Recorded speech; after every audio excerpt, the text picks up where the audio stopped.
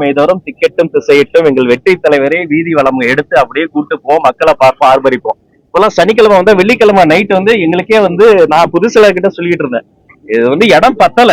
அது வந்து ஒரு ஒரு அவங்க பல தோல்விகளை பார்த்து பல அவநம்பிக்கைகளுக்கு பிறகு ஒரு நல்ல தலைமையை நோக்கி வரணும்னு அரசியல் அப்பாற்பட்டு வராங்க, ஒரு லீடர்ஷிப்பா பார்த்து வராங்க. அவங்களை அரவணைக்க வேண்டியது நம்முடைய கடமையாக இருக்கிறது. போன சனிக்கிழமை கூட நான் வந்து கோட்டையில தான் தலைமைச் செயலர் தான் அமைச்சர், மற்றபடி பழைய நாங்க எல்லாருமே சாதாரண தொண்டர்கள். நானே வந்திருந்து நாங்கெல்லாம் நின்னுட்டோம், வந்தவங்களை உட்கார வச்சுட்டு எந்த பொதுச்செயலர் அப்படி சொல்லுவார் சொல்லுங்க? எங்களுடைய மாண்புமிகு அமைச்சர் பொதுச்செயலர் ஆனந்த் அவர்கள் வந்தவங்களை உட்கார வச்சுட்டு அவர் எழுந்து நின்னுட்டார். என்னுடைய வடசென்னையில இருந்து எக்ஸ்எம்பி பாலகங்கா அண்ணா வந்திருந்தாங்க, அவர் மிகப்பெரிய தலைவர், அவரை உட்கார வச்சுட்டு இவரு நின்னுகிட்டு இருந்தாரு. நான் ஏஞ்சி நின்னுகிட்டேன், மீதி பேர்லாம் உட்காரட்டும், அவங்க எல்லாம் அவங்க சிஸ்டர்லாம் வந்திருந்தாங்க, விஜயதாரிலாம் அவங்க முழு நிகழ்ச்சி நான் நின்னுகிட்டே இருந்தேன். அதனால இது வந்து நாம இழுக்கிறது கிடையாது, நல்ல தலைமையை பார்த்து அலைகடலன்னு அவங்க திரண்டு வருவது. அரசு பள்ளியில மாணவர்களுடைய சேர்க்கை சதவீதம் எந்த அளவுக்கு இருக்கு சார்? முன்னை விட இப்ப நல்லா இருக்கு, பிரைவேட் ஸ்கூல்ஸோட நெக் டு நெக் இருக்கு. பட் இருந்தாலும் இது இம்ப்ரூவ் பண்ணணும். நான் தனித்தனியா ஒவ்வொரு சிஓக்கும் சொல்லியிருக்கிறேன், எதெல்லாம் செஞ்சா இம்ப்ரூவ் ஆகும். அதுவும் இல்லாம ஏதாவது ஒரு குழந்தை இடைநற்றல் இருந்தா ஸ்பெஷல் டீம் போட்டு வீட்டுக்கே போய் பாருங்க, அவங்களுக்கு பண பிரச்சனையா சமூக பிரச்சனையா ஆய்வு பண்ணுங்க. நீங்க இப்ப சொல்றீங்க செய்தியாளர்களை சந்திக்கிறீங்க, என்ன கேள்வினாலும் உடனடியா கேளுங்கன்றீங்க, டாக்டர் சொல்றீங்க.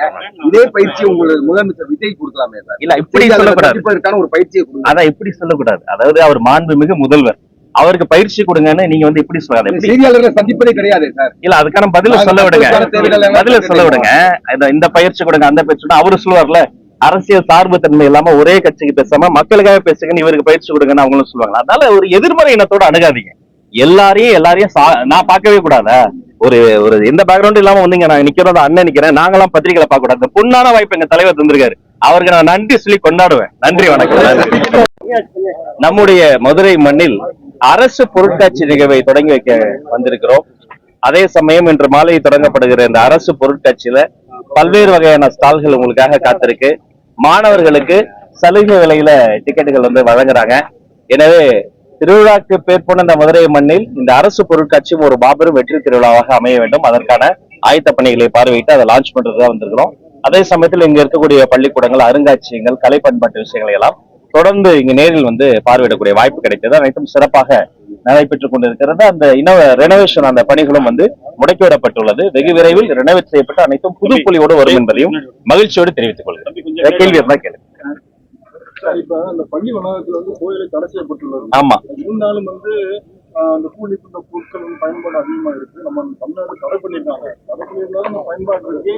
இது குறித்து இந்த அரசு பள்ளி மாணவர்கள்ட்ட வந்து ஒரு விழிப்புணர்வு ஏற்படுத்தா நல்லா இருக்குன்னு எதிர்பார்க்கிறாங்க.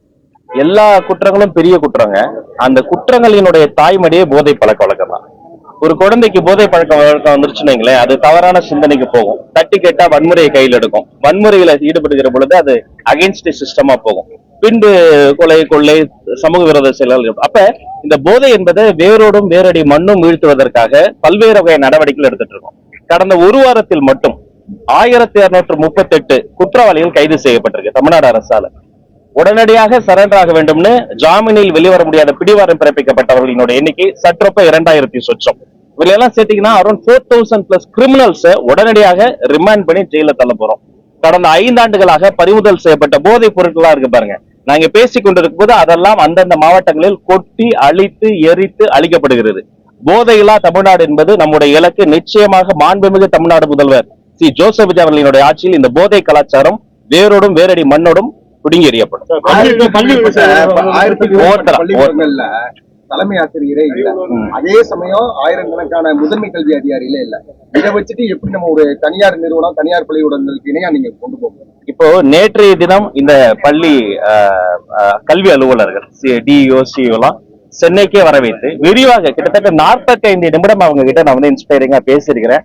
சம்பந்தப்பட்டவங்க கிட்ட நீங்க விசாரித்து பார்க்கலாம். எப்படி மாணவனை அணுகணும், அவங்க இம்பார்ட்டன்ஸ் கொடுக்க வேண்டியது என்ன, மனநலன், இன்ஃப்ராஸ்ட்ரக்சர், உணவு தரம், மாடல் ஸ்கூல்ஸ், வெற்றி பள்ளிகள், பழைய மாணவர்களை தூதுவர்களாக பயன்படுத்துவது, பிரைவேட் பார்ட்டிசிபேஷன் இருந்தா அதை டிரான்ஸ்பரண்டா வெப்சைட்ல எவ்வளவு கான்ட்ரிபியூட் பண்றாங்கன்னு போடுவது, உள்ள கிரீவன்சஸ் மாணவர்களுக்கு மட்டும் கிடையாது ஆசிரியர்களுக்கும் அழுத்தம் இருக்கும். அதையெல்லாம் காது கொடுத்து எப்படி கேட்கணும், அவங்களை நீங்க ஃபெசிலிட்டேட் பண்ணணும். ஒரு ரைடு மாதிரி போகாம ஃபெசிலிட்டேட் பண்ணணும். பதிலுக்கு நான் என்ன பண்ணுவேன்னா, முறைப்படி டிஆர்பியில பேசி அந்த காலி பணியிடங்களை எத்தனை வேகமாக நிரப்ப முடியுமோ நிரப்புவோம். சில பிரச்சனைகள் நீதிமன்றத்துல இருக்கு, அது லீகலா தான் பண்ண முடியும். அப்படி இல்லாத விஷயங்களை பேசி இரு தரப்பு பேசி தீர்க்க முடியாத பிரச்சனையே கிடையாது. போரே முடிக்கும் போது பள்ளிக்கூட பிரச்சனையை முடிக்க முடியாதா? நிச்சயமாக அதை நிறைவேறும். பதிலுக்கு அவங்க என்னன்னா அந்த குழந்தைகளினுடைய மனநல தான் அவங்க தீவிரமா பார்த்து பள்ளிக்கூடங்கள் அருகில வந்து இன்னும் மதுபான கடைகள்லாம் இல்ல 717 டாஸ்மாக் மூட உத்தரவிட்டதனுடைய அடிப்படை காரணம் என்னன்னா எஜுகேஷன் இன்ஸ்டிடியூஷன்ஸோட பெரிமீட்டர்ல அது வர்றதுதான்.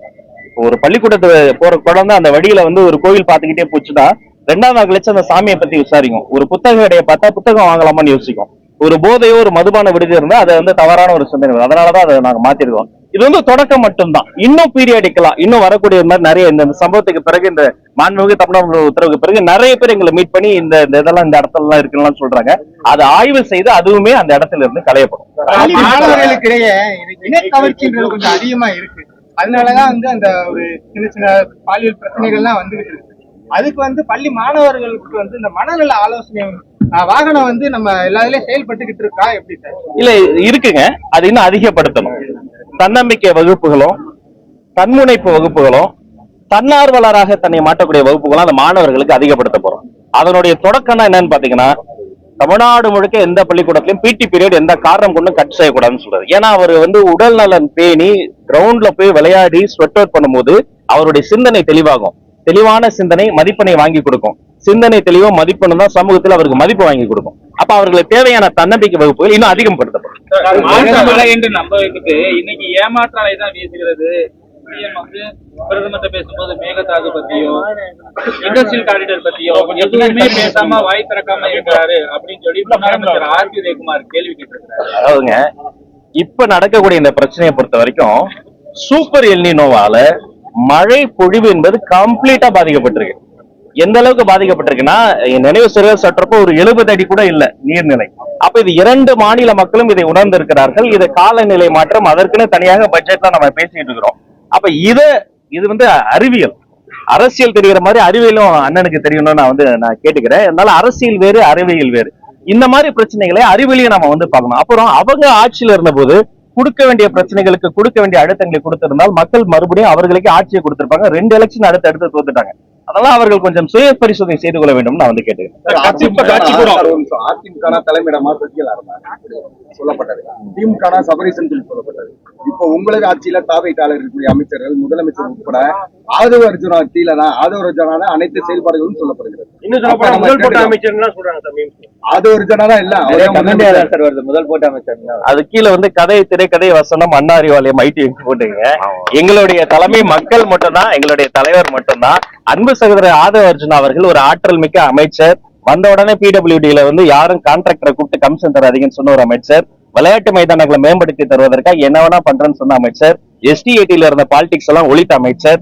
எந்த இடத்துலயும் யாரும் காசு கொடுக்க கூடாதுன்னு லஞ்ச லாவணியத்தை வெளிப்படையாக உடைத்த ஒரு அமைச்சர். எப்போதும் தன் நெஞ்சிற்கு தோன்றியதை துணிச்சலாக சொல்லக்கூடிய ஒரு அமைச்சர். இவர் வந்த பிறகு இந்த தமிழ்நாட்டில் பல்வேறு மாற்றங்கள் நடந்திருக்கு. இதையெல்லாம் பொறுத்துக் கொள்ள முடியாம அவரை சிறுமைப்படுத்துறது, இது வந்து கூத்து விடுறதுன்னு சொல்லுவாங்க. முதலமைச்சரை விட ஆதவ அர்ஜுனாக்கு புகழாரம் பாடுறீங்க. இவ்வளவு முதலமைச்சருக்கு 10 புகழாரம் பாடுங்களேன். நான் 28 ஆண்டுகளாக யாருக்குமே புகழாரம் பாடல. எங்களுடைய மாண்புமிகு தமிழ்நாடு முதலமைச்சர் மக்களுக்கு தான் புகழாரம் பாடினாரு. எங்களுடைய மாண்புமிகு முதலமைச்சர் 717 டாஸ்மாக மூடியதை பத்தி யாருமே இது வரைக்கும் சிந்தித்து கூட பார்த்து பதில முடிச்சுக்கிறேன் சகோதரர். 717 டாஸ்மாக மூணதா இருக்கட்டும், திரைத்துறையில ஒரு குடும்பத்தினுடைய, ஒரு நிறுவனத்தினுடைய ஒரு சர்வாதிகாரமாக இருந்ததெல்லாம் ஜனநாயக பூர்வமாக மாற்றியதா இருக்கட்டும். சிங்கப்பெண் சிறப்பு படை, ஒரு ஊர்ல பட்ட பகல்ல சிங்கப்பெண் சிறப்பு படைக்கு ஒரு போன் வருது. உடனே போய் அங்க வந்து இருக்கக்கூடிய அந்த சம்பவத்துல ஈடுபட்ட அந்த பாதிக்கப்பட்ட அந்த குழந்தைக்கு வந்து அவங்க வந்து தீர்வு வாங்கி தராங்க. அந்த ஊர் கொளத்தூர். 15 ஆண்டுகளாக முன்னாள் முதலமைச்சர் அவர்கள் வந்து ஆட்சி செய்த ஊர். அங்கேயே விடுதார். ஏன்னா போதை கலாச்சாரத்தில அதே இருக்கு. இதையெல்லாம் மிகவும் துல்லியமாக எந்த அளவுக்கு வேர்ல ரூட்ஸ்ல போய் அதை வந்து சேரணுமோ அந்த அளவுக்கு துல்லியமாக செய்து, ஒரு ஆதவ அர்ஜுனா ஒரு ராஜமோகன் கிடையாது, தமிழ்நாட்டில் இருக்கக்கூடிய ஒவ்வொருத்தரையுமே சிங்கப்பெண் சிறப்பு படை மூலமாக ஒரு பெரிய ஒரு மாற்றத்தை கொண்டு வந்தது மாண்புமிகு தமிழ்நாடு முதல்வர். அவங்க பண்ணதை நீங்களும் பண்ணி விடாதீங்க, மாத்தி மாத்தி கோத்து விடாதீங்க. அதே இடங்கள்ல பல இடங்கள்ல திறக்கப்பட்டிருக்கு. அது தகவல் உரிமை கேட்டா தகவல் தர மறுக்கப்படுது.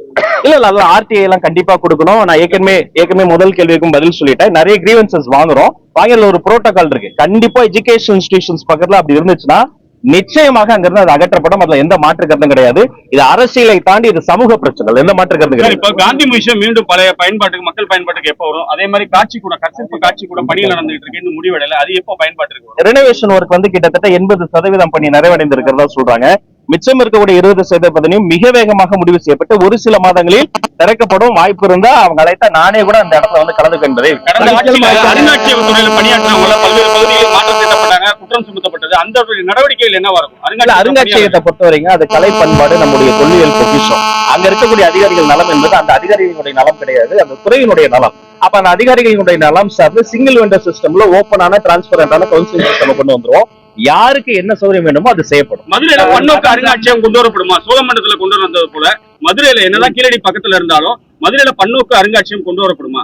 என்னுடைய ஆசை அதுதான். அது அதிகாரிகளோட கலந்து பேசி அதுக்கான நிதி ஆதாரத்தை எப்படி கொண்டு வர்றது, எங்க இருந்து என்ன பார்ட்டிசிபேஷன்ல கொண்டு வரதுங்கிறதா கேட்டு டிஸ்கஸ் பண்ணி நிச்சயமா என்ன வேணா கேட்கலாம். கல்விக்கூடங்கள்ல மத சார்ந்த அடையாளங்கள் கூடாது, அனுமதிக்க மாட்டோம் நீங்க சொன்னீங்க அப்படின்னு சொல்லிட்டு வானதி சீனிவாசன் சொல்றாங்க. என்ன சொல்றாங்கன்னா, ஏன் அனுமதிக்க மாட்டீங்கன்னா அப்ப நீங்க திமுகவுடைய பி டீமா அப்படி கேக்குறாங்க. இல்ல, அது தவறா புரிந்து கொள்ளப்பட்டது. நான் சொன்னது என்னன்னா, அந்த நிருபர் என்ன கேட்டாங்கன்னா, ஒரு சில இடங்கள்ல சென்சிட்டிவா பசங்களுக்குள்ளார சாதிய வன்முறை மோதல்ல தூண்டி விடுறாங்க.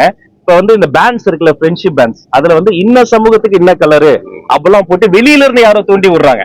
அப்ப அதையெல்லாம் அனுமதிக்க கூடாதுன்னு சொன்னேன் தவிர மற்றபடி என்ன பிராக்டிஸ் வந்து அதேதான். நானே விபூதி குங்குமம் வச்சுட்டு தான் பள்ளிக்கூடம் போவோம், அதெல்லாம் ஒண்ணும் பிரச்சனை இல்லை. சனிக்கிழமை ஆயிட்டாலே வந்து தாவேக்கா வந்து அதிமுக பிடிப்பதற்கு வலைவிரிக்கிறாங்க.